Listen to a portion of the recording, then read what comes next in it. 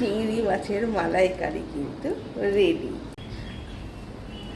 এই দেখো বাজার থেকে আমি কি নিয়ে এসেছি, দেখেছো গলদা চিংড়ি।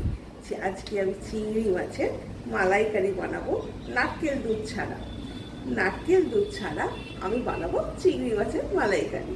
হ্যাঁ, তাই আমি 5টা চিংড়ি মাছ নিয়েছি, আজকে ওইটাই বানাবো। একটু দেখো, ভাল লাগবে।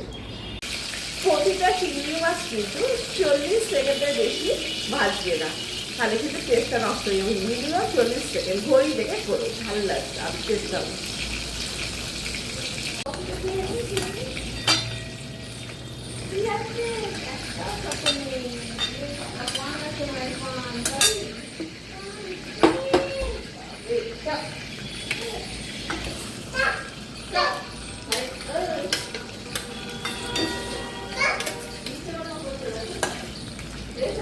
আরেকবারে এগুলোকে ভেজে নেব।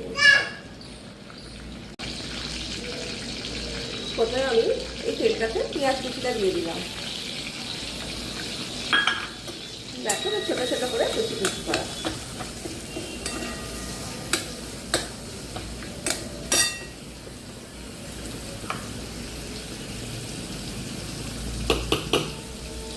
এখানে আমি রসুনের পেস্টটা দিয়ে দিলাম।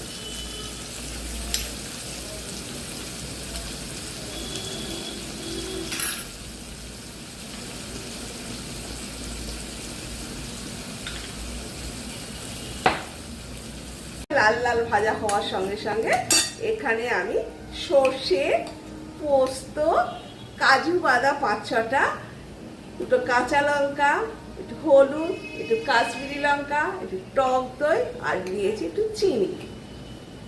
এবার আমি এখানে এটা ঢেলে দেব। এখানে কিন্তু আদা বাটা ইউজ করছি না।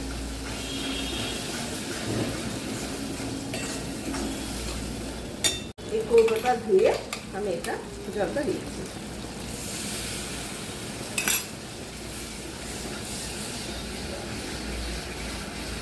একটু নুন,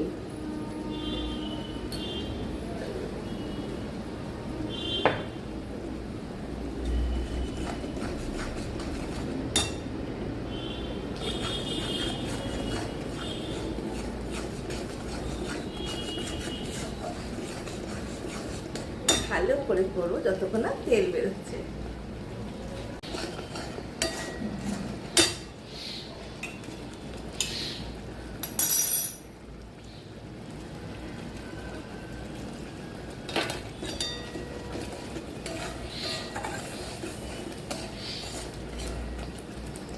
আমি একটুখানি গরম মশলা খেতে করা ছিল, ভুলে গেছি তেলের ওপর দিতে, তাই আমি এটা এখন অ্যাড করে দিলাম।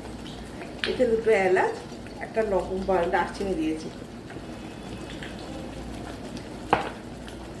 আর দেব দেখো একটু দুধ। যেহেতু চিংড়ি মাছের মালাইকারি, তাই দুধ ছাড়া তো হয় না, তাই আমি এখানে একটু দুধ অ্যাড করছি।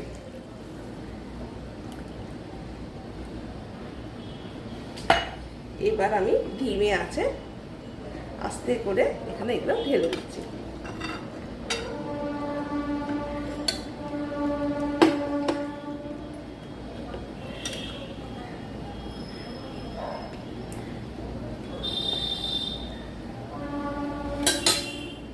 হোক একটু ফুটুক, অফ করে দিচ্ছি। একটু গ্রেভি না থাকলে খাবে কি দিয়ে, তাই অফ করে দিলাম। আমার রেসিপিটা যদি পছন্দ হয় অবশ্যই ফলো করো, ভালো লাগবে।